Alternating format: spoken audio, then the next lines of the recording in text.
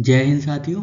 चर्चा करेंगे 14 फरवरी 2025 की टॉप 75 क्वेश्चंस की, जो कि डेली करंट अफेयर्स की सीरीज का पार्ट है।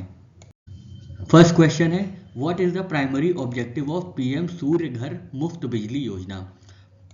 मुख्य उद्देश्य क्या है प्रधानमंत्री सूर्य घर मुफ्त बिजली योजना का। आपके ऑप्शन है providing free LPG connections to rural households, option B है generating employment in solar sector, option C है offering 300 units of free electricity per month to 1 crore households by March 2027, या D option providing free electricity for agricultural irrigation.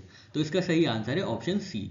इसके अंतर्गत क्या होगा, PM Surya Ghar Muft बिजली योजना के अंतर्गत 300 यूनिट मुफ्त दी जाएंगी of free electricity per month to 1 crore households by 2027। तो ये बात आपको याद रखनी है। आज एक साल हो गया है, 13 फरवरी 2024 को प्रधानमंत्री सूर्य घर मुफ्त बिजली योजना का इनॉग्रेशन हुआ था। इसका मुख्य उद्देश्य ये था कि रूफ टॉप सोलर अडॉप्शन को बढ़ाया जाए, बूस्ट किया जाए, जो छतों पे सोलर पैनल्स लगते हैं उनको बढ़ावा दिया जाए, और साथ ही साथ फ्री इलेक्ट्रिसिटी दी जाए। कितनी यूनिट की, 300 यूनिट की।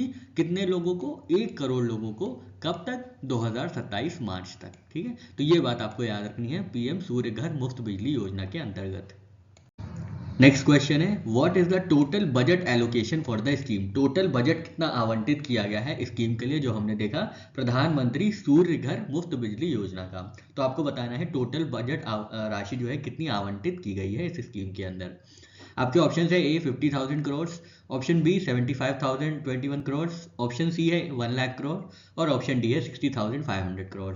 तो इसकी सही आंसर है ऑप्शन बी 75,021 करोड़ एलोकेट किया गया है। कब तक के लिए, 26-27 तक के लिए। ठीक है, 2024 से शुरू हुई थी, 13 फरवरी 2024 को लॉन्च किया गया था। 75,000 करोड़ रुपए इसको एलोकेट किया गया है। कब तक, 2026-27 तक। क्या मकसद है, क्या उद्देश्य है, मुख्य उद्देश्य 300 यूनिट फ्री इलेक्ट्रिसिटी की देना। कितने लोगों को, 1 करोड़ हाउस होल्ड्स को बाय मार्च 27। नेक्स्ट क्वेश्चन है, what is the subsidy amount for house holds consuming 200 units per month under the scheme. तो जो इलेक्ट्रिसिटी कंज्यूम कर रहे हैं 200 यूनिट्स, उन हाउस होल्ड्स के लिए, उन घरों के लिए इस स्कीम के अंतर्गत कितनी सब्सिडी की योजना बताई गई है, कितना सब्सिडी अमाउंट, सब्सिडी निधि जो है, सब्सिडी राशि निर्धारित की गई है, आपको ये बताना है। ठीक है, 200 यूनिट जो भी घर यूज करेगा उसको कितनी सब्सिडी दी जाएगी, आपको ये बताना है। ऑप्शन ए है 30,000 से 60,000, ऑप्शन बी है 50,000 से 90,000, ऑप्शन सी है 78,000 से 1 लाख, और ऑप्शन डी है 60,000 से 78,000। तो सही आंसर है ऑप्शन डी, 60,000 से 78,000 तक सब्सिडी दी जाएगी उन घरों को, उन हाउस होल्ड्स को जो 200 यूनिट्स कंज्यूम कर रहे हैं। तो ये बात आपको याद रखनी है, ये पूरा सब्सिडी स्ट्रक्चर याद रखेगा। बहुत इंपॉर्टेंट स्कीम है ये, इसलिए इतना डिटेल में हम लोग डिस्कस कर रहे हैं। तो house holds consuming 0 to 150 units, उनको दिया जाएगा 30,000 से 60,000 तक की सब्सिडी। जो 150 से 300 यूनिट्स कंज्यूम करेंगे 2 से 3 किलोवाट सिस्टम में, उनको दिया जाएगा 60,000 से 78,000, और जो 300 यूनिट से ज़्यादा कंज्यूम करेंगे उनको दिया जाएगा सब्सिडी ऑफ 78,000। और इनका जो किलोवाट सिस्टम होगा ये 3 किलोवाट सिस्टम से ज़्यादा होगा। तो आपको ये सब्सिडी स्ट्रक्चर अच्छे से याद कर लेना है। ठीक है, लॉन्च डेट हमने देखी 13 फरवरी 2024। इंप्लीमेंटिंग मिनिस्ट्री कौन सी है, ministry of new and renewable energy. Next question है, which state has highest number of beneficiaries households under the scheme as of January 2025। तो जनवरी 2025 तक प्रधानमंत्री सूर्य घर मुफ्त बिजली योजना के सबसे ज़्यादा लाभार्थी कहाँ पे पाए जाएंगे, किस स्टेट में आते हैं, किस स्टेट से आते हैं, आपको ये बताना है। ऑप्शन ए है महाराष्ट्र, ऑप्शन बी है गुजरात, ऑप्शन सी है उत्तर प्रदेश, और ऑप्शन डी है राजस्थान। तो इसका सही आंसर है ऑप्शन बी, गुजरात से। गुजरात से 41% टोटल हाउस होल्ड्स बेनिफिशियरी रहे हैं प्रधानमंत्री सूर्य घर मुफ्त बिजली योजना के। सेकंड नंबर पे है महाराष्ट्र 22%, और थर्ड नंबर पे है UP with 8.69% contribution. Kerala fourth number पे है 7.73% के साथ, और फिफ्थ पे है राजस्थान विद 3.14%। तो आपको टॉप बेनिफिशियरी स्टेट्स इस स्कीम के अंतर्गत भी याद रखना है। नेक्स्ट क्वेश्चन है, how much collateral free loan is available under the scheme. तो स्कीम के अंदर जो है कोलैटरल फ्री लोन कितना दिया जाएगा, आपको ये बताना है। ऑप्शन ए है 5 kilowatt capacity loan at 5% interest, option B है 3 kilowatt capacity loan at 7% interest, option C है 10 kilowatt capacity at loan at 8% interest, और ऑप्शन डी है 2 kilowatt capacity loan at 6% interest. तो जो ये कोलैटरल फ्री लोन है वो किस स्कीम के अंतर्गत दिया जाएगा, वो प्रधानमंत्री सूर्य घर मुफ्त बिजली योजना के अंदर दिया जाएगा। ठीक है, कितना दिया जाएगा, तो इसका सही आंसर है ऑप्शन बी, 3 किलोवाट कैपेसिटी तक 7% इंटरेस्ट रेट पे कोलैटरल फ्री लोन्स प्रोवाइड किया जाएगा। ठीक है, तो ये बात आपको याद रखना है। लोन फैसिलिटी कितनी है, कोलैटरल फ्री लोन्स एट 7%, 7% की दर पे 3 किलोवाट सिस्टम तक कोलैटरल फ्री लोन, बिना किसी चीज को मॉर्गेज रखे हुए, बिना किसी चीज को गिरवी रखे हुए लोन्स अवेल किया जाता है इस स्कीम के अंतर्गत।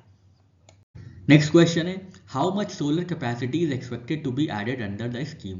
तो कितनी सोलर कैपेसिटी ऐड किए जाने का एक एक्सपेक्टेशन है, अनुमान है प्रधानमंत्री सूर्य घर मुफ्त बिजली योजना के अंतर्गत। आपके ऑप्शन है ए 25 गीगावाट, ऑप्शन बी है 15 गीगावाट, ऑप्शन सी है 50 गीगावाट और ऑप्शन डी है 30 गीगावाट। तो इसका सही आंसर है ऑप्शन डी 30 गीगावाट।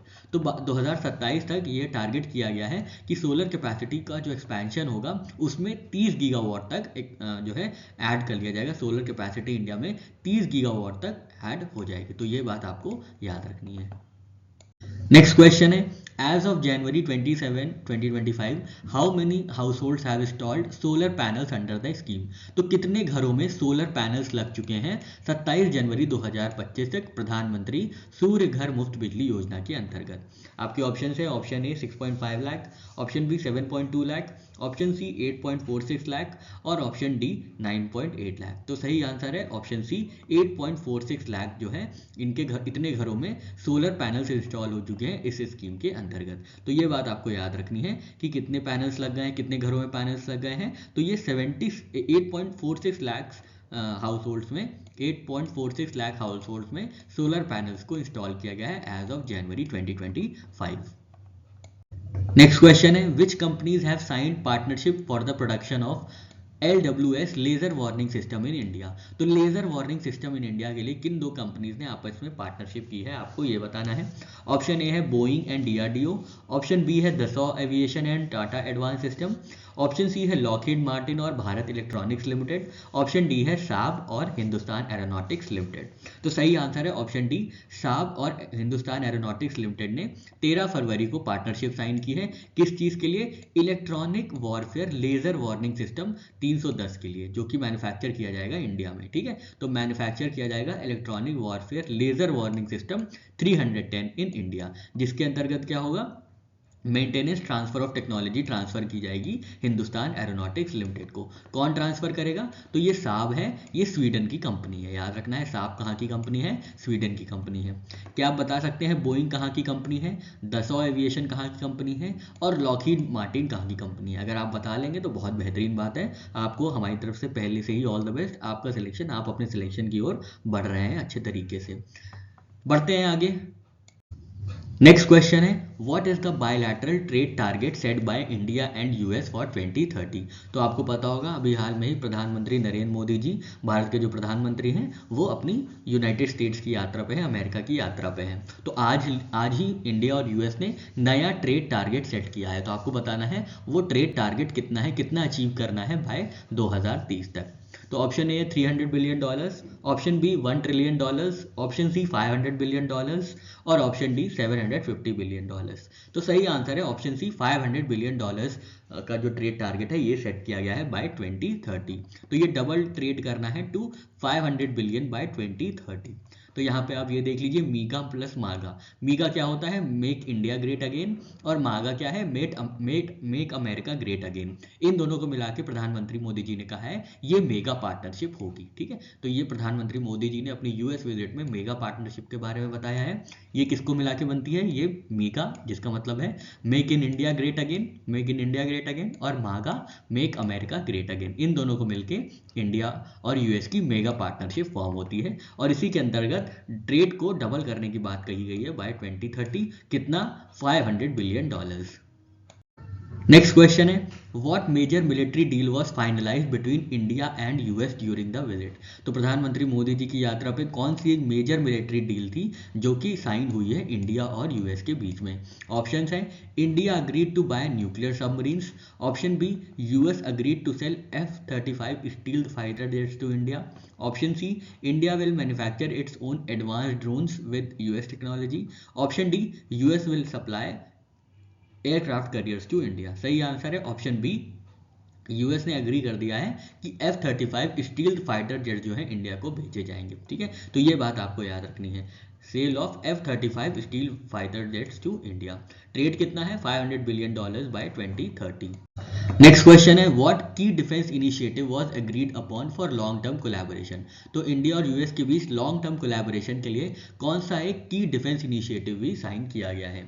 आपके ऑप्शंस है 5-year road map for missile production, option B है 10-year road map for defence technology and military co production, option C है joint development of AI based naval warfare systems, option D है exclusive agreement for US troop training in India. तो इसका सही answer B है 10-year road map for defence technology and military co production. तो ये बात आपको याद रखनी है, डिफेंस एग्रीमेंट में दो बहुत इंपॉर्टेंट एग्रीमेंट है, एक तो अभी हमने देखा F-35 स्टील फाइटर जेट्स का जो कि इंडिया को सेल किया जाएगा, और दूसरी चीज जो डिफेंस एग्रीमेंट में बहुत इंपॉर्टेंट है वो है 10-year defence road map for को प्रोडक्शन ऑफ मिलिट्री टेक्नोलॉजीज। ठीक है, तो ये आपको दो चीजें बहुत इंपॉर्टेंट है, ये याद रखना है। और बायलैटरल ट्रेड टारगेट जो कि 500 बिलियन बाय 2030 डिसाइड किया गया है, ये आपको याद रखना है। नेक्स्ट क्वेश्चन है which high profile extradition case did US support India on during the visit. तो इंडिया के किस एक्स्ट्राडिशन केस के लिए यूएस ने पूरा फुल सपोर्ट किया है। आपके ऑप्शंस है ए दाऊद इब्राहिम की एक्स्ट्राडिशन के लिए, ऑप्शन बी विजय माल्या के लिए, ऑप्शन सी नीरव मोदी के लिए, या ऑप्शन डी तहव्वुर हुसैन राणा के लिए।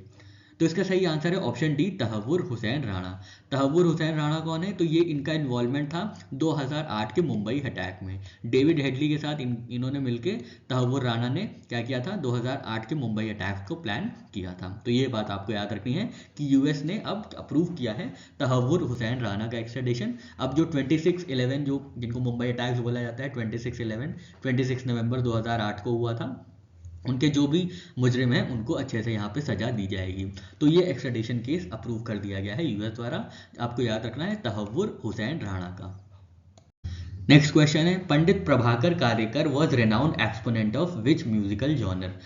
पंडित प्रभाकर कारेकर जो थे वो किस म्यूजिकल जॉनर के बहुत बड़े एक्सपोनेंट थे, आपको ये बताना है। ऑप्शन ए है कार्नेटिक म्यूजिक, ऑप्शन बी है Hindustani classical music, option C है जैज फ्यूजन, ऑप्शन डी है सूफी म्यूजिक।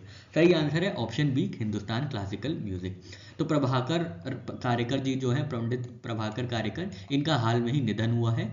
तो आपको ये बात याद रखनी है ये किससे एसोसिएटेड है, तो ये हिंदुस्तानी क्लासिकल म्यूजिक से एसोसिएटेड है। ठीक है, इनका 14 फरवरी 2025 को मुंबई में निधन हो गया था। इनका जन्म गोवा में हुआ था। याद रखना है नाम पंडित प्रभाकर कारेकर। नेक्स्ट क्वेश्चन है who was elected as Greece new president on February 12, 2025। Greece के नए प्रेसिडेंट कौन बने हैं, आपको ये बताना है। ऑप्शन ए है क्रियाकोस मिटोसाकिस, ऑप्शन बी है कैटरीना सकलेरापोलू, ऑप्शन सी है एलेक्सिस सिप्रास, या ऑप्शन डी है कॉन्स्टेंटिन तसलुस। तो इसका सही आंसर है ऑप्शन डी कॉन्स्टेंटिन तसलुस जो है नए प्रेसिडेंट बने हैं ग्रीस के। ठीक है, ग्रीस की कैपिटल क्या होती है बताइए। ठीक है, ग्रीस की कैपिटल आप कमेंट सेक्शन में बताइए। तो जो नए प्रेसिडेंट बने हैं ग्रीस के उनका नाम है कॉन्स्टेंटिन तसलुस, या जो भी प्रोनाउंसिएशन है तसलुस, कॉन्स्टेंटिन याद रखिएगा बस। ठीक है, कॉन्स्टेंटिन बने हैं ग्रीस के नए प्रेसिडेंट। नेक्स्ट क्वेश्चन है who did Konstantin Tasoulas succeed as Greece president. Greece president जो नए ग्रीस प्रेसिडेंट बने हैं कॉन्स्टेंटिन टेसुलुस, उन्होंने किसको सक्सीड लिया है, उन्होंने किसकी जगह ली है, आपको ये बताना है। ऑप्शन ए है एलेक्सिस सिप्रास, ऑप्शन बी है इवेंजेलोस वेंजिलोस, ऑप्शन सी है क्रियाकोस मिटोसाकिस, ऑप्शन डी है कैटरीना सेक्लेरापोलू।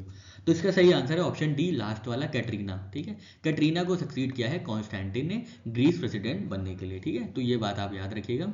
और ये कैटरीना जो थी ये ग्रीस की पहली फीमेल प्रेसिडेंट भी बनी थी, ये भी इंपॉर्टेंट है इसलिए याद रखिएगा। नए प्रेसिडेंट कौन बने हैं, कॉन्स्टेंटिन टेसुलुस। नेक्स्ट क्वेश्चन है where were 2 Jurassic era birds fossil discovered. तो कहाँ पे 2 जुरासिक एरा के बर्ड फॉसिल डिस्कवर किए गए हैं? ऑप्शन ए है फुजियान प्रोविंस, ऑप्शन बी है सिचुआन प्रोविंस, ऑप्शन सी है यूनान प्रोविंस और ऑप्शन डी है इनर मंगोलिया। सही आंसर है ऑप्शन ए फुजियान प्रोविंस। तो याद रखना है 2 जुरासिक एरा की बर्ड की फॉसिल्स मिली हैं कहाँ पे? फुजियान प्रोविंस में, और ये लगभग 149 मिलियन ईयर्स पुरानी है। ठीक है, तो ये बात आपको याद रखनी है। और इसका जो इसके बारे में कहाँ पब्लिश हुआ था? नेचर एक मैगजीन है उसमें पब्लिश किया गया था। नेक्स्ट क्वेश्चन है who led the research team that discovered the fossils. तो अभी हमने देखा कि 150 साल पुराने, लगभग 150 मिलियन साल पुराने 2 जुरासिक एरा के बर्ड फॉसिल डिस्कवर किए गए थे फुजियान प्रोविंस में। तो उस टीम को किसने लीड किया था जिस टीम ने ये डिस्कवरी की है? ऑप्शन ए है जू जिंग, ऑप्शन बी है वैंग मिन, ऑप्शन सी है जाओ जोंगे, ऑप्शन सी है लू शो। तो इसका सही आंसर है ऑप्शन बी वैंग मिन ने। ठीक है, तो याद रखिएगा प्रोफेसर वैंग मिन की अध्यक्षता में रिसर्च लीड में ये रिसर्च टीम थी जिन्होंने Fujian province south east China में डिस्कवर किया है 2 जुरासिक एरा की बर्ड्स। ठीक है, जुरासिक एरा की बर्ड्स के फॉसिल्स। ठीक है, 149 मिलियन ईयर्स लगभग पुराने हैं फॉसिल्स की एज। नेक्स्ट क्वेश्चन है what is the name of newly discovered short tailed bird? Option है A Archaeopteryx, option B Confuciusornis, option C Baminornis zhenghensis, option D Sinornis. तो सही आंसर है ऑप्शन सी बामिनोर्निस जेंगनेसिस। ठीक है, तो ये पहला फॉसिल था बामिनोर्निस जेंगनेसिस जिसको डिस्कवर किया गया था फुजियान प्रोविंस में, जिसकी रिसर्च टीम जिसने लीड की थी वो थे प्रोफेसर वैंग मिन। तो आपको ये बात याद रखनी है, ये ओल्डेस्ट शॉर्ट टेल्ड बर्ड है जिसको डिस्कवर किया गया है। क्या नाम है? बामिनोर्निस जेंगनेसिस। नेक्स्ट क्वेश्चन है which company has TCS partnered for IT transformation project in Nordic region? TCS ने किस कंपनी के साथ पार्टनरशिप की है ट्रांसफॉर्मेशन प्रोजेक्ट के लिए? आपके ऑप्शन है Nokia, option B UPM, option C Ramboll, option D Outokumpu. तो सही आंसर है ऑप्शन बी यूपीएम के साथ टाटा ने पार्टनरशिप की है। किस चीज़ के लिए?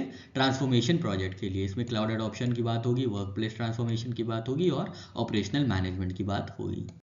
नेक्स्ट क्वेश्चन है which company was previous IT service provider for UPM before TCS? तो टीसीएस के पहले यूपीएम को आईटी सर्विसेज कौन प्रोवाइड करता था इंडिया में, आपको ये बताना है। ऑप्शन ए है आईबीएम, ऑप्शन बी है इन्फोसिस, ऑप्शन सी है एचसीएल टेक्नोलॉजीज, ऑप्शन डी है विप्रो। तो सही आंसर है option C HCL Technologies. Next question है what is the new name of Foy Sagar lake? Foy Sagar lake का नया नाम क्या रखा गया है, आपको ये बताना है। ऑप्शन ए महर्षि दयानंद सागर, ऑप्शन बी अजमेर सरोवर, ऑप्शन सी वरुण सागर, ऑप्शन डी एडवर्ड लेक। तो सही आंसर है ऑप्शन सी वरुण सागर। ठीक है, तो राजस्थान गवर्नमेंट ने क्या किया है? राजस्थान गवर्नमेंट ने रीनेम किया है फॉय सागर लेक को। फॉय सागर लेक को रीनेम किया गया है और इसका नया नाम रखा गया है वरुण सागर। ठीक है, किसने किया है? तो राजस्थान गवर्नमेंट ने किया है। तो मतलब ये राजस्थान में आता है। आप बताइए राजस्थान के किस जिले में फॉय सागर लेक स्थित है? नेक्स्ट क्वेश्चन है in which year Foy Sagar lake was constructed? Foy Sagar lake को कब बनाया गया था, आपको ये बताना है। Option A 1857, option B 1892, option C 1911, option D 1905। सही आंसर है ऑप्शन बी 1892 में फॉय सागर लेक को राजस्थान में बनाया गया था। नेक्स्ट क्वेश्चन है what is the new name of king Edward memorial भवन? तो राजस्थान में एक और जगह का नाम बदला गया है। किंग एडवर्ड मेमोरियल भवन का नया नाम क्या रखा गया है, आपको ये बताना है। ऑप्शन ए है महर्षि दयानंद विश्रांत गृह, ऑप्शन बी है स्वामी विवेकानंद भवन, ऑप्शन सी है राजस्थान हेरिटेज भवन, ऑप्शन डी है भारत भवन। तो सही आंसर है ऑप्शन ए महर्षि दया विश्रांत गृह। ठीक है, तो ये बात आपको याद रखनी है। यहाँ पे दो नाम चेंज किए गए हैं। एक तो फॉय सागर लेक जिसका नाम वरुण सागर रख दिया गया है, इसका कंस्ट्रक्शन हुआ था 1892 में। और किंग एडवर्ड मेमोरियल भवन जो कि किंग एडवर्ड 7 के नाम पे है, इसका नया नाम रख दिया गया है महर्षि दयानंद विश्रांत गृह। ठीक है, ये बहुत इंपॉर्टेंट है, याद रखिएगा। और ये करने वाली जो सरकार है वो राजस्थान है।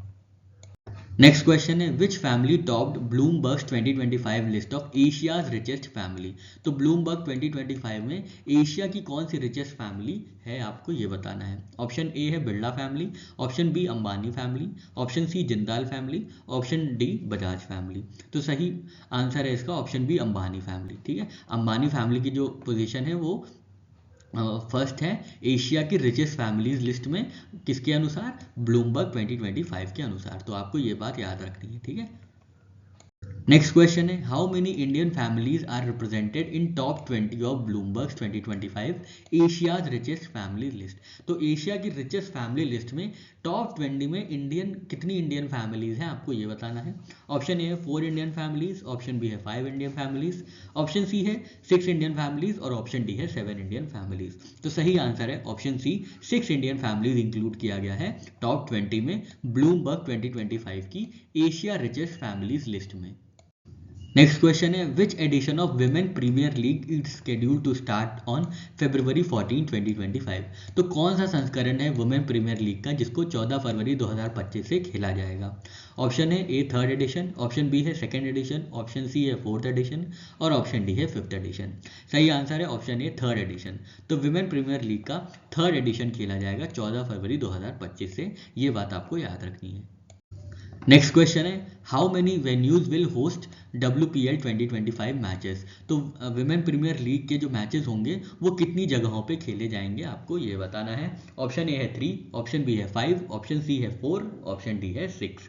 सही आंसर है ऑप्शन सी 4। तो 4 जगहों पे विमेन प्रीमियर लीग जो कि तीसरा एडिशन होगा, तीसरा संस्करण होगा, वो खेला जाएगा। कहाँ कहाँ पे खेला जाएगा देख लेते हैं। तो कोटाम्बी स्टेडियम वडोदरा में, M चिन्नास्वामी स्टेडियम बेंगलुरु में, एकाना क्रिकेट स्टेडियम लखनऊ में और ब्रबन स्टेडियम मुंबई में। ठीक है, तो ये 4 जगह हैं जहां पे वर्ल्ड प्रीमियर लीग तीसरा एडिशन, तीसरा संस्करण 14 फरवरी 2025 से खेला जाएगा। बहुत इंपॉर्टेंट है, ये भी याद रखिएगा।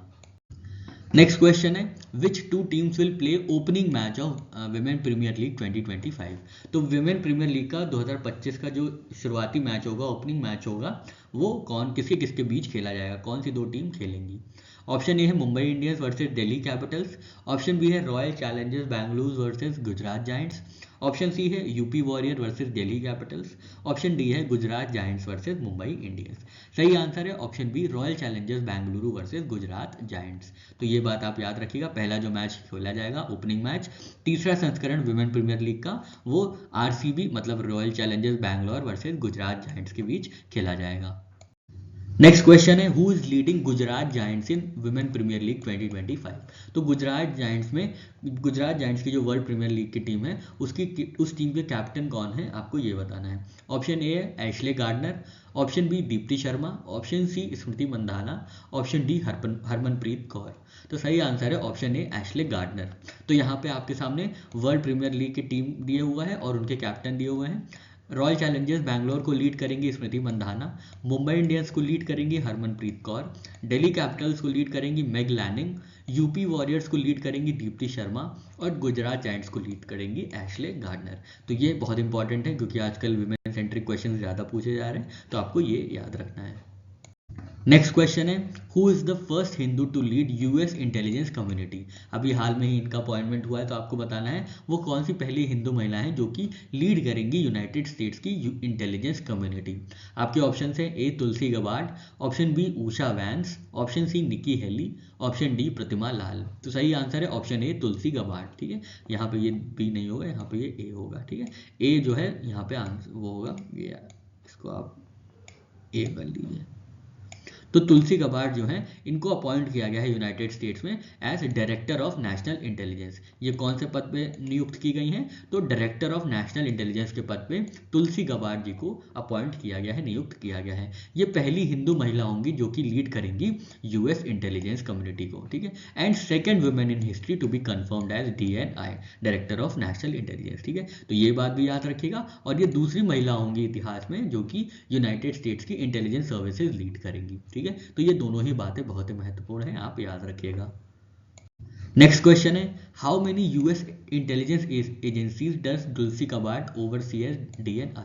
तो डायरेक्टर ऑफ नेशनल इंटेलिजेंस के पद पे रहते रहते कितनी इंटेलिजेंस एजेंसीज जो हैं तुलसी गबार्ड लीड करेंगी या ओवरसी करेंगी, आपको ये बताना है। ऑप्शन ए है 15, ऑप्शन बी है 20, ऑप्शन सी है 18 और ऑप्शन डी है 22। तो इसका सही आंसर है ऑप्शन सी 18। तो ये डायरेक्टर ऑफ नेशनल इंटेलिजेंस के पद पे जब रहेंगी तुलसी गबार्ड जी, तो इनके अंडर में लगभग 18 US इंटेलिजेंस एजेंसीज रहेंगी जो इनके अंडर काम करेंगी और इनकी जो भी पूरी ओवरसीइंग है वो तुलसी गबार्ड द्वारा देखी जाएगी। तो ये भी आप याद रखिएगा। नेक्स्ट क्वेश्चन है which US president appointed Tulsi Gabbard as director of national intelligence. तो डायरेक्टर ऑफ नेशनल इंटेलिजेंस के पद पे तुलसी गबार्ड को किस यूएस प्रेसिडेंट ने नियुक्त किया है, आपको ये बताना है। Option A Joe Biden, option B George W Bush, option C Barack Obama, option D Donald Trump. तो सही आंसर है ऑप्शन डी डोनाल्ड ट्रंप ने। ठीक है, डोनाल्ड ट्रंप ने तुलसी गबार्ड जी को असाइन किया है, अपॉइंट किया है as director of national intelligence. Next question है under which article of Indian constitution can president rule be imposed. तो आपको पता होगा हाल में ही मणिपुर में प्रेसिडेंट रूल लागू हो गया है, तो प्रेसिडेंट रूल किस आर्टिकल में लिखा हुआ है इंडियन कॉन्स्टिट्यूशन के, ये आपको बताना है। Article 356 option A, option B article 365, option C article 355, option D article 360। तो सही आंसर है ऑप्शन ए आर्टिकल 356 के अंतर्गत क्या लिखा है कि president assumes state government if constitutional machinery fails. तो इसका मतलब है प्रेसिडेंट रूल 356 में दिया हुआ है।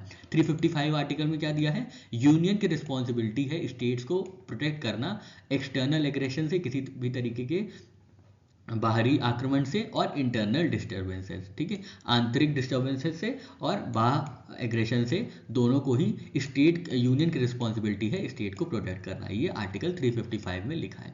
आर्टिकल 356 में लिखा है प्रेसिडेंट रूल के बारे में। आर्टिकल 357 में दिया गया है president can legislate for state by ordinance if needed. ठीक है, तो आर्टिकल 357 के अंदर प्रेसिडेंट लेजिस्लेट कर सकता है through ordinance if needed. Article 365 के अंदर ये लिखा गया है if state fails to comply with union directives president assumes governance. अगर यूनियन डायरेक्टिव्स कुछ आए हैं और स्टेट उनको लागू नहीं करता है, तब प्रेसिडेंट जो है गवर्नेंस अज्यूम कर सकते हैं, प्रेसिडेंट रूल लागू हो सकता है अंडर आर्टिकल 365। तो ये बात आपको याद रखनी है। नेक्स्ट क्वेश्चन है how long does president rule last initially. जब पहली बार लगाया जाता है तो प्रेसिडेंट रूल का कितना समय निर्धारित किया गया है, आपको ये बताना है। ऑप्शन ए 12 महीने, option B 3 months, option C 6 months, option D 1 साल या 1 ईयर। तो ऑप्शन सी सही आंसर है 6 महीने। तो जब पहली बार प्रेसिडेंट रूल लगाया जाता है तो वो 6 महीने के लिए वैलिड रहता है। ठीक है, तो ये बात आपको याद रखना है, initially last for 6 months. Next question है what is the maximum duration for which president rule can be extended. ठीक है, तो 6 महीने तो इनिशियली लगता है, अभी हमने देखा, पर 6 महीने से कितनी और दिन तक एक्सटेंड किया जा सकता है आपको ये बताना है। ठीक है, तो मैक्सिमम कितना एक्सटेंड किया जा सकता है प्रेसिडेंट रूल, आपको ये बताना है। Option A 1 year, option B 2 years, option 3 years, option D 5 years. तो सही आंसर है ऑप्शन सी 3 ईयर्स। तो 3 सालों तक क्या किया जा सकता है, मैक्सिमम प्रेसिडेंट रूल को स्ट्रेच किया जा सकता है with parliamentary approval every 6 months. ठीक है, तो इनिशियली जो प्रेसिडेंट रूल है वो लास्ट करेगा 6 मंथ्स के लिए और फिर एक्सटेंड कर दिया जाएगा, एक्सटेंड करा जा सकता है 3 साल तक अगर हर 6 महीने पे पार्लियामेंट अप्रूव करता जाए तो। पर 6 महीने के बाद क्या होगा, फिर आपको प्रेसिडेंट रूल हटाना पड़ेगा और वहाँ पे इलेक्शंस करा के जो है इलेक्टेड गवर्नमेंट को इंस्टॉल करना पड़ेगा। ठीक है, पार्लियामेंट्री अप्रूवल क्या होता है प्रेसिडेंट रूल के लिए, तो proclaim must be approved with in parliament with in 2 months. तो 2 महीने के अंदर जो भी पार्लियामेंट के लिए अप्रूवल चाहिए, प्रेसिडेंट रूल के लिए पार्लियामेंट को जो भी अप्रूवल देना है वो 2 महीने के अंदर देना है। और अगर लोकसभा डिसॉल्व हो जाती है, proclamation remains valid for 30 days after reconstitution with Rajya Sabha approval. ठीक है, जैसे लोकसभा डिसॉल्व हो गई तो अब क्या होगा, राज्यसभा इसको अप्रूव करती रहेगी 30 दिन में, और जब तक नई लोकसभा नहीं फॉर्म होती है, और फिर लोकसभा जैसा डिसाइड करेगी वैसा होगा। नेक्स्ट क्वेश्चन है which of the following is condition for extending president rule beyond 1 year according to 44th amendment act 1978। तो 44th अमेंडमेंट 1978 में एक रूल आया था कि प्रेसिडेंट रूल को कब 1 साल के बाद भी एक्सटेंड किया जा सकता है। पहले इनिशियली 6 महीने के लिए है, फिर 1 साल के बाद अगर एक्सटेंड करना है तो उसके लिए क्या कंडीशन होगी, ये निर्धारित किया गया था 44th अमेंडमेंट एक्ट 1978 में। तो वो क्या कंडीशन है आपको ये बताना है। ऑप्शन ए है president rule must be approved by supreme court, option B है national emergency must be in effect, option C है governor must recommend its extension, option D है state legislature must request it. तो इसका सही answer है option B national emergency must be in effect. ठीक है, तो अगर 1 साल के लिए 1 साल से आगे बढ़ाना है प्रेसिडेंट रूल को तो इसके लिए 2 कंडीशन दी गई थी 44th अमेंडमेंट 1978 में। बहुत इंपॉर्टेंट है ये 2 कंडीशन क्या थी, एक तो ये है कि अगर नेशनल इमरजेंसी लगी है, मतलब पूरे देश में ही इमरजेंसी लगी है, तब तो प्रेसिडेंट रूल लागू ही रहेगा, तब तो कोई मतलब ही नहीं होता है। और साथ ही साथ एक साल के बाद या एक साल तक या एक साल के बाद एक्सटेंड तभी किया जा सकता है प्रेसिडेंट रूल जब election commission of India certify करे कि इलेक्शंस हो नहीं सकते हैं ड्यू टू सम डिफिकल्टीज। ठीक है, इलेक्शंस नहीं हो सकते जैसे अर्थक्वेक आया है या कोई इंटरनल डिस्टर्बेंस है या एक्सटर्नल एग्रेशन है जिसकी वजह से डिफिकल्टी है इलेक्शंस को कंडक्ट करना, या जैसे कोई महामारी आई जैसे कोविड आया था पैंडमिक, तो इलेक्शन कमीशन ऑफ इंडिया नहीं कंडक्ट करा पा रहा है इलेक्शंस, तब क्या होगा, तब एक साल के आगे भी प्रेसिडेंट रूल रिज्यूम किया जा सकता है। नेक्स्ट क्वेश्चन है what was supreme courts ruling in SR Bommai versus union of India case regarding president rule. तो ये बहुत इंपॉर्टेंट केस है जो एक लैंडमार्क केस के तौर पे देखा जाता है प्रेसिडेंट रूल के कॉन्टेक्स्ट में। तो आपको ये बताना है SR Bommai versus union of India के केस में प्रेसिडेंट रूल ने क्या निर्धारित, SR Bommai versus union of India में क्या निर्धारित किया गया था प्रेसिडेंट रूल को लेकर। ठीक है, सुप्रीम कोर्ट ने क्या रूलिंग दी थी अपनी। Option A, president rule can be imposed indefinitely. Option B, governors must take responsibility for president rule. Option C, it can only be imposed during national emergencies. Option D, it is subject to judicial review. तो इसका सही answer है option D, it is subject to judicial review. तो ये कहा गया था S R Bommai versus union of India में, ये कहा गया था कि जो भी प्रेसिडेंट रूल लागू होगा, लगाया जाएगा, उसका जुडिशियल रिव्यू किया जा सकता है। मतलब वो डिसीजन को रिव्यू किया जा सकता है कि गवर्नर की जो रिपोर्ट थी वो ठीक थी कि नहीं, प्रेसिडेंट रूल लगाना उस समय ठीक था कि नहीं, कि आपने कोई पॉलिटिकल मैंडेटा के लिए या पॉलिटिकल कोई भी ऐसी मशीनरी के लिए, पॉलिटिकल ऑब्जेक्टिव्स के लिए आपने एक इलेक्टेड गवर्नमेंट को डीइंस्टॉल कर दिया वहाँ से और प्रेसिडेंट रूल लागू कर दिया। तो ये सारी चीज़ों के मेरिट्स में जा सकता है सुप्रीम कोर्ट। और ये किस केस में डिसाइड किया गया था, तो ये judicial review for president rule decide किया गया था S R Bommai versus union of India में। नेक्स्ट क्वेश्चन है what is the title of Arun Shourie's book that critics the legacy of Vinayak Damodar Savarkar. तो विनायक दामोदर सावरकर जी के लिए एक बुक किसने लिखी है अरुण शौरी द्वारा, आपको ये बताना है। ऑप्शन ए है Savarkar unveiled. Option B, worshipping false gods Ambedkar and facts. Option D, the new icon Savarkar and facts. Option D, the controversial legacy of Savarkar. तो इसका सही आंसर है option C, the new icon Savarkar and facts. तो अरुण शौरी जी की एक किताब है जिसका नाम है new icon Savarkar and facts. तो बस इतना याद रखिएगा, अरुण शौरी ने ये किताब लिखी है। ठीक है, लेखक कौन है, अरुण शौरी। बुक का टाइटल क्या है, the new icon Savarkar and facts.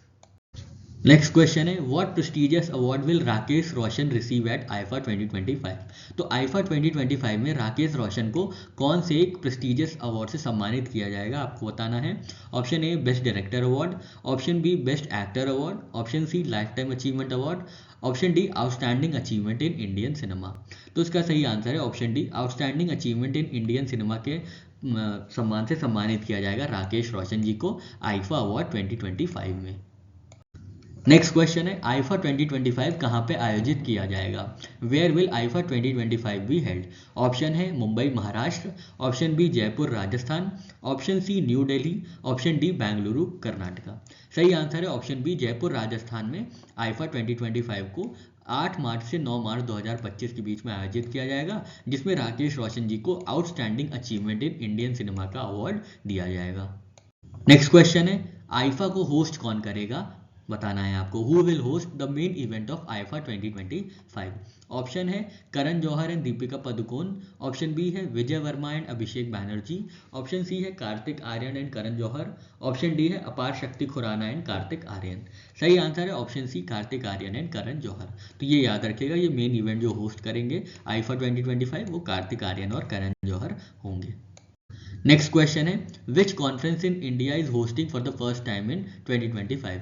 तो इंडिया इनमें से कौन सी कॉन्फ्रेंस को पहली बार होस्ट कर रहा है 2025 में, आपको ये बताना है। Option A, G20 administrative reform summit. Option B, global public governance meet.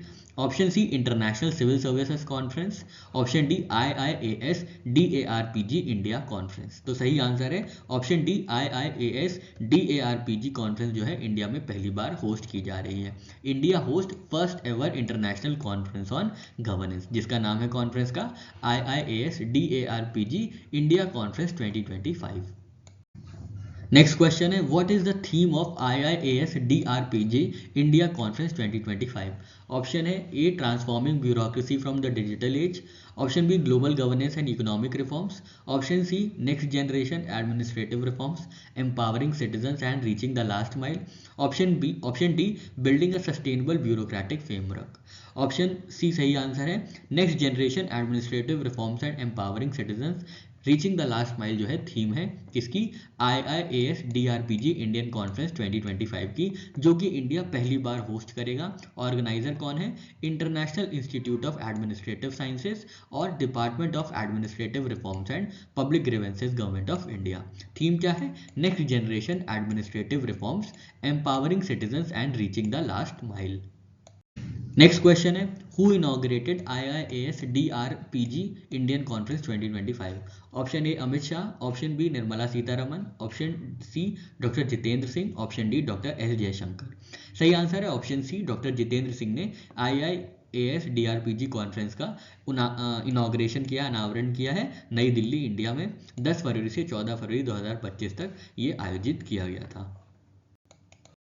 Next question है in which year was international institute of administrative sciences found? तो international institute of administrative sciences कब इस्टेब्लिश किया गया था? Option A 1920, option B 1930, option C 1950, option D 1965। सही answer है option B 1930 में establish किया गया था। हेडक्वार्टर्स है ब्रसल्स बेल्जियम। नेक्स्ट क्वेश्चन है how much liquidity is RBI injecting into banking system?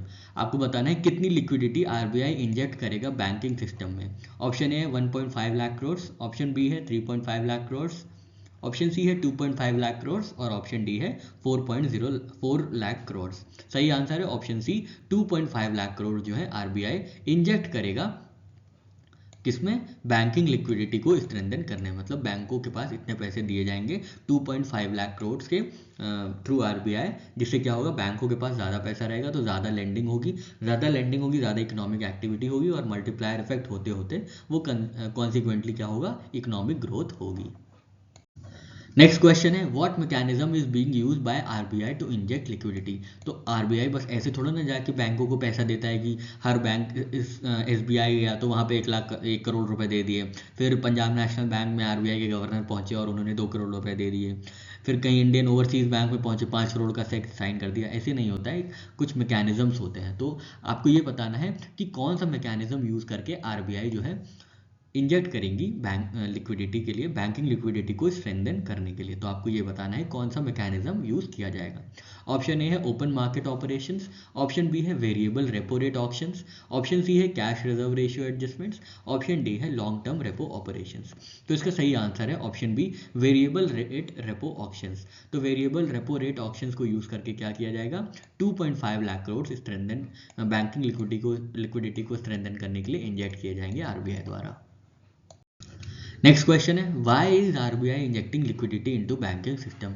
अब RBI इतने पैसे क्यों दे रहा है बैंकिंग सिस्टम में, आपको ये बताना है। ऑप्शन ए है to fund government expenditure, option B to manage inflation, option C to finance infrastructure projects और option D to tackle liquidity shortage due to forex interventions and fiscal outflows. तो इसका सही आंसर है option D to tackle liquidity shortage due to forex interventions और fiscal outflows. अब क्या हुआ है, डॉलर आप देख रहे हैं डॉलर दिन ब दिन मजबूत होता जा रहा है और रुपया गिरता जा रहा है, ऑलमोस्ट 87 पे पहुंच गया है, $1 इज इक्वल टू 87 रुपीज पहुंच गया है। तो इसको मैनेज करने के लिए क्या किया गया है, रुपए को कम किया गया है ताकि डॉलर वीक हो और रुपए स्ट्रांग हो। तो कब रुपए स्ट्रांग होगा, जब रुपए की जो सप्लाई है मार्केट में वो कम होगी। तो अब इससे क्या हुआ है, इससे लिक्विडिटी शॉर्टेज हो गई है। डॉलर और रुपये के इक्विवेलेंट करने के लिए, मतलब इक्विवेलेंट क्या, डिफरेंस कम करने के लिए लिक्विडिटी को क्या किया गया था, निकाला गया था मार्केट से, ताकि क्या हो, थोड़ा रुपये स्ट्रांग हो और डॉलर वीक हो। इसकी वजह से क्या हुआ था, जो है लिक्विडिटी शॉर्टेज हो गया था मार्केट में। तो ये फॉरेक्स इंटरवेंशन यही था, ठीक है, RBI का फॉरेक्स इंटरवेंशन था। और साथ ही साथ फिस्कल आउटफ्लोज हुए थे। फिस्कल आउटफ्लोज क्यों हुए थे, क्योंकि यूनाइटेड स्टेट्स में अब मेक अमेरिका ग्रेट अगेन के अंतर्गत क्या हो रहा है, ट्रम्प साहब जो है ढेर सारे टैरिफ्स लगा रहे हैं, जिसकी वजह से ढेर सारा पैसा डेवलपिंग कंट्री से निकल के अब डेवलप्ड कंट्री स्पेसिफिकली USA में जा रहा है, ठीक है। तो उसके लिए क्या हुआ था, उसके चक्कर में भी क्या हुआ था, यहाँ पे लिक्विडिटी कम हो गई थी। इसके लिए जो है RBI इंजेक्ट करेगा बैंकिंग सिस्टम में ढेर सारी लिक्विडिटी। ठीक है। तो to tackle liquidity shortage due to forex intervention and fiscal outflows, ठीक है। कौन सा इंजेक्शन मेथड यूज किया जाएगा? Variable rate repo options use किए जाएंगे। और कितना इंजेक्ट किया जाएगा? 2.5 लाख करोड़ रुपए इंजेक्ट किए जाएंगे to strengthen banking liquidity. Next question है what is the new repo rate after rate recent cut. अभी आपको पता होगा हाल में ही शायद 53rd मॉनेटरी पॉलिसी थी जिसने रेपो रेट की जो दर है उनको कट किया था, और ये 5 साल बाद ऐसा हुआ था कि रेपो रेट की रेट जो है वो कम की गई थी। लास्ट टाइम 2020 में किया गया था, ठीक है। तो नया रेपो रेट कितना हो गया है आपको ये बताना है। ऑप्शन ए है 6.5%, ऑप्शन बी है 6%, ऑप्शन सी है 6.25%, ऑप्शन डी है 5.75%। तो सही आंसर है ऑप्शन सी 6.25%। तो जो रेपो रेट है इसको 6.5 से 6.25 पे ले आया गया था, ठीक है। तो ये बात आपको याद रखिएगा कि रेपो रेट जो कट किया गया था वो 25 बेसिस पॉइंट्स पे किया गया था, और ये फर्स्ट कट है सिंस मई 2020। पहले 6.5 था और अब हाल में ही जो है 6.25 कर दिया गया है, 25 बेसिस पॉइंट्स कम कर दिया गया है। नेक्स्ट क्वेश्चन है when does stainless steel pipes and tubes order 2025 come into effect. तो ये क्वालिटी कंट्रोल ऑर्डर है जो कि इशू किया गया था, तो ये कब से इफेक्ट में आएगा आपको बताना है।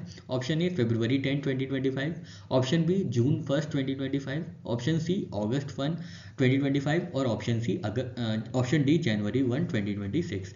सही आंसर है ऑप्शन सी अगस्त 1, 2025 से इफेक्ट में आएगा। किस अथॉरिटी ने इशू किया है? तो department for promotion of industry and internal trade ने, जो कि आती है ministry of commerce and industry के अंदर, इन्होंने quality control order with respect to stainless steel pipes and tubes order जारी किया है।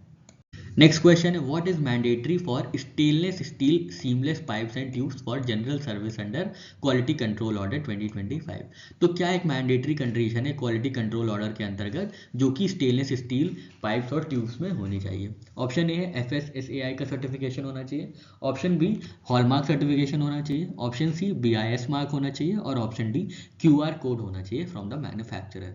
सही आंसर है ऑप्शन सी BIS मार्क होना चाहिए, ठीक है। तो ये बात भी याद रखिएगा, कंफ्यूज ना होइएगा ऑप्शन सी और डी में। BIS मार्क होगा तभी असली स्टेनलेस स्टील और ट्यूब्स और पाइप्स की पहचान की जा सकेगी। नेक्स्ट क्वेश्चन है since when DPIIT has been issuing quality control orders under BIS act. तो BIS एक्ट के अंदर क्वालिटी कंट्रोल ऑर्डर्स DPIIT कब से इशू कर रहा है आपको ये बताना है। Option A 1987, option B 95, option B C 2001, option D है 2016। तो सही आंसर है ऑप्शन ए 1987 से ये काम किया जा रहा है जिसके अंतर्गत क्वालिटी कंट्रोल ऑर्डर्स इशू किए जाते हैं, और ये BIS एक्ट 2016 के अंतर्गत इशू किए जाते हैं। नेक्स्ट क्वेश्चन है which of the following is not covered under quality control orders issued by DPIIT। तो जो DPIIT quality control orders issue करते हैं उनमें से कौन सा एक प्रोडक्ट कवर नहीं करता है? ऑप्शन ए है सीमेंट, ऑप्शन बी है रेफ्रिजरेटर, ऑप्शन सी है सोलर पैनल्स, ऑप्शन डी है LPG गैस स्टोव्स। तो सही आंसर है ऑप्शन सी सोलर पैनल्स। तो सोलर पैनल्स के लिए DPIIT कोई भी क्वालिटी कंट्रोल ऑर्डर इशू नहीं करते हैं, ठीक है। तो 81 ऑर्डर्स कवर किए जाते हैं क्वालिटी कंट्रोल ऑर्डर्स के, जो कवर करेंगे 330 प्रोडक्ट्स। कौन कौन से products? Cement, LPG gas stoves, pressure cookers, air conditioner, refrigerators etcetera, पर इसमें सोलर पैनल्स नहीं होते। नेक्स्ट क्वेश्चन है how much credit has French development agency provided to SIDBI under credit facility agreement. तो क्रेडिट फैसिलिटी एग्रीमेंट के अंदर French development agency ने कितनी क्रेडिट प्रोवाइड की है सिडबी को आपको ये बताना है। ऑप्शन ए है $100 मिलियन, ऑप्शन बी है $200 मिलियन, ऑप्शन सी है $50 मिलियन और ऑप्शन डी है $150 मिलियन।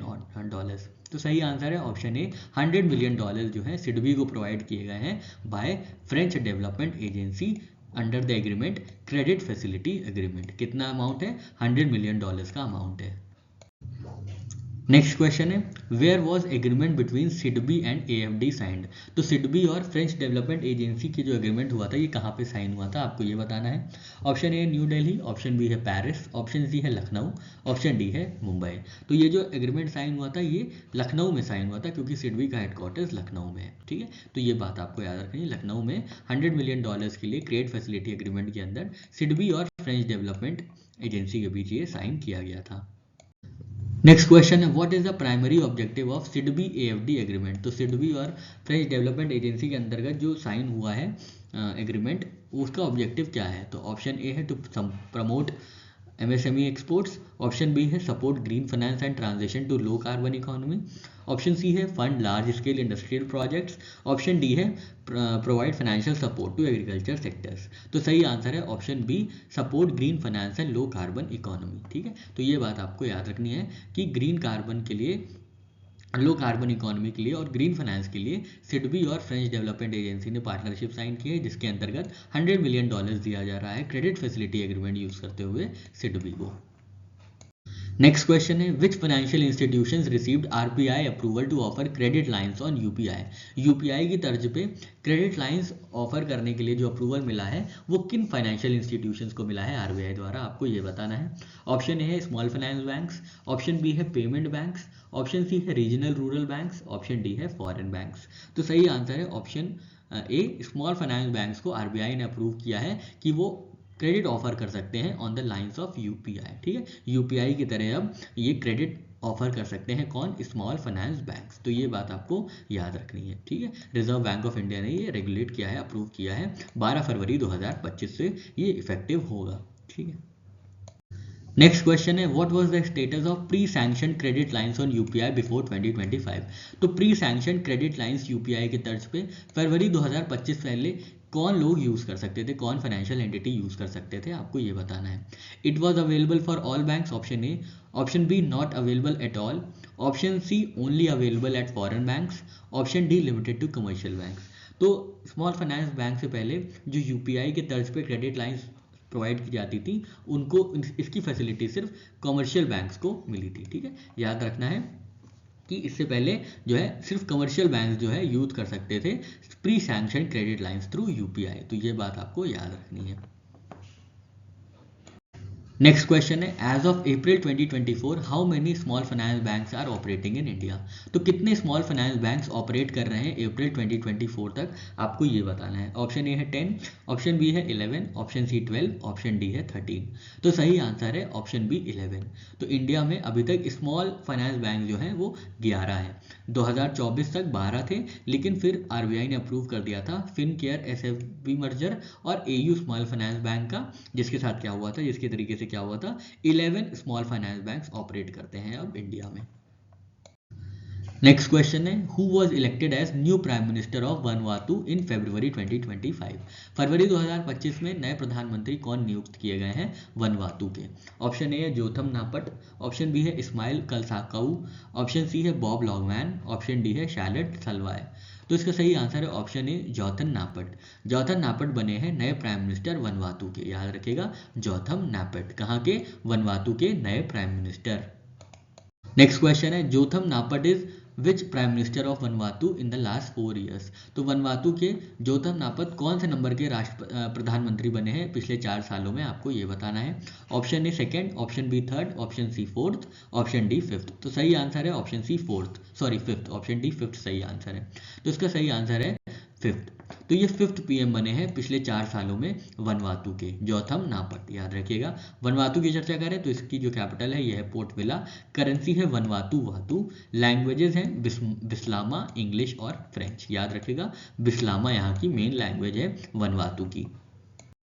नेक्स्ट क्वेश्चन है how many Starlink satellites were launched by SpaceX falcon 9 rocket on फरवरी 11 2025। 11 फरवरी 2025 को स्पेसएक्स के फैल्कन 9 रॉकेट ने कितनी स्टारलिंक सैटेलाइट्स लॉन्च की थी, आपको ये बताना है। Option A 15, option B 21, option C 25, option C 30। तो ऑप्शन बी सही आंसर है, 21 सैटेलाइट्स लॉन्च की गई थी स्पेसएक्स फैल्कन द्वारा 11 फरवरी 2025 को। और ये सब कहाँ पे थी, ये सब सैटेलाइट लो अर्थ ऑर्बिट में लॉन्च की गई थी। नेक्स्ट क्वेश्चन है what is the approximate orbital altitude of Starlight Link satellites. तो स्टारलिंक सैटेलाइट्स की ऑर्बिटल एल्टीट्यूड कितना है, आपको ये बताना है। Option A 200 miles, option B 600 miles, option C 450 miles, option D है 342 माइल्स। तो ऑप्शन डी 342 माइल्स इसका सही आंसर है। अप्रोक्सीमेट 550 किलोमीटर जो है ऑर्बिटल एल्टीट्यूड है स्टारलिंक सैटेलाइट्स का। नेक्स्ट क्वेश्चन है which state introduce Nadi Bandhan project to prevent river bank erosion and river centric areas in its budget. तो किस स्टेट के बजट ने नदी बंधन प्रोजेक्ट शुरू किया है रिवर बैंक इरोजन को प्रोटेक्ट करने के लिए, बचाने के लिए? Option A West Bengal, option B Kerala, option B C Uttar Pradesh, option D Bihar. तो सही आंसर है ऑप्शन ए वेस्ट बंगाल। तो वेस्ट बंगाल में अपने बजट में बताया है कि नदी बंधन प्रोजेक्ट शुरू किया जाएगा जो कि रिवर बैंक इरोजन को प्रोटेक्ट करेगा, प्रिवेंट करेगा इन रिवर सेंट्रिक एरियाज। ठीक है, तो ये बात आपको याद रखनी है। नेक्स्ट क्वेश्चन है what is the theme of World Radio Day 2025? तो कल हमने आपको बताया था कि वर्ल्ड रेडियो डे कब ऑब्जर्व किया जाता है। आज पूछा जा रहा है वर्ल्ड रेडियो डे की थीम क्या है। Option A radio and climate change, option B radio and digital innovation, option C radio and public awareness, option D है रेडियो एंड सस्टेनेबल डेवलपमेंट। तो इसका सही आंसर है option A radio and climate change इस बार की theme है World Radio Day की, जिसको ऑब्जर्व किया जाता है 13 फरवरी 2025 को। थीम क्या है? Radio and climate change. इस बार 14वां वर्ल्ड डे सेलिब्रेट किया जा रहा है, आपको याद रखना है। नेक्स्ट क्वेश्चन है पहला वर्ल्ड रेडियो डे कब ऑब्जर्व किया गया था? Option A 2010, option B 2011, option C 2012, option D 2013। तो सही आंसर है ऑप्शन सी 2012 को पहली बार ऑब्जर्व किया गया था वर्ल्ड रेडियो डे। और ये किसने स्टैब्लिश किया है? ये यूनेस्को ने स्टैब्लिश किया है। पहली बार 13 फरवरी 2012 को ये मनाया गया था वर्ल्ड रेडियो डे। इस बार की थीम है radio and climate change. Next question है what is Sarojini Naidu popularly known as? Sarojini Naidu जो कि पहली गवर्नर थी उत्तर प्रदेश की और पहली महिला गवर्नर थी, इनको किस नाम से जाना जाता है? Option A mother of the nation, option B iron lady of India, option C nightingale of India, option D queen of Jhansi. तो सही आंसर है option C nightingale of India. ठीक है, तो इनको भारत कोकिला या नाइटिंगेल के नाम से जाना जाता है और इन्हीं की बर्थ एनिवर्सरी पे नेशनल वुमेन्स डे ऑब्जर्व किया जाता है हर वर्ष 13 फरवरी 2025 को। और इस बार 146वीं बर्थ एनिवर्सरी ऑब्जर्व की जा रही है सरोजिनी नायडू या नाइटिंगेल ऑफ इंडिया की। नेक्स्ट क्वेश्चन है who gave Sarojini Naidu the title Nightingale of India या भारत कोकिला? तो सरोजिनी नायडू जी को नाइटिंगेल ऑफ इंडिया या भारत कोकिला की जो उपाधि है ये किसने दी थी? ऑप्शन ए है जवाहरलाल नेहरू, ऑप्शन बी है सुभाष चंद्र बोस, ऑप्शन सी है महात्मा गांधी और ऑप्शन डी है रविन्द्रनाथ टैगोर। सही आंसर है ऑप्शन सी महात्मा गांधी जी ने। ठीक है, तो याद रखिएगा महात्मा गांधी जी ने इनको नाइटिंगेल ऑफ इंडिया की उपाधि दी गई थी, सम्मान से बोला था कि ये स्वर कोकिला या भारत कोकिला है। नेक्स्ट क्वेश्चन है in which year was Sarojini Naidu born? Sarojini Naidu ji का कौन से वर्ष में जन्म हुआ था? Option A 1875, option B 1879, option C 1885 और ऑप्शन डी है 1890। सही आंसर है ऑप्शन बी 1879।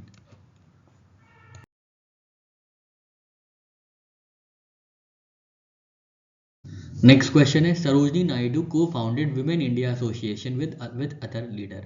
तो सरोजिनी नायडू जी ने विमेन इंडिया एसोसिएशन किस एक और लीडर के साथ फॉर्म किया था, आपको ये बताना है। ऑप्शन ए है एनी बेसेंट, ऑप्शन बी है विजय लक्ष्मी पंडित, ऑप्शन सी है अरुणा असफ अली, ऑप्शन डी है कस्तूरबा गांधी। तो ये जो विमेन इंडिया एसोसिएशन है ये सरोजिनी नायडू जी ने एनी बेसेंट जी के साथ फॉर्म की थी 1917 में। ठीक है, तो ये भी याद रखिएगा विमेन इंडिया एसोसिएशन 1917 में एनी बेसेंट के साथ सरोजिनी नायडू जी ने मिलकर फॉर्म की थी, स्टैब्लिश की थी। नेक्स्ट क्वेश्चन है which award was conferred upon Sarojini Naidu by British government for her social work? तो ब्रिटिश सरकार ने सोशल वर्क के लिए सरोजिनी नायडू जी को किस सम्मान से सम्मानित किया था, आपको ये बताना है। Option A Bharat Ratna, option B Padma Bhushan, option C order of British empire, option D Kaisar-e Hind gold medal. सही आंसर है option D Kaisar-e Hind gold medal. ठीक है, तो कैसरे हिंद गोल्ड मेडल इनको 2 बार मिला है, एक बार 1911 में। क्यों? क्योंकि इन्होंने फ्लड रिलीफ के लिए, बाढ़ के लिए काम किया था हैदराबाद तेलंगाना में। और दूसरी बार इनको 1929 में कैसरे हिंद गोल्ड मेडल से सम्मानित किया गया था क्योंकि इन्होंने सोशल वर्क किया था प्लेग एपिडेमिक में।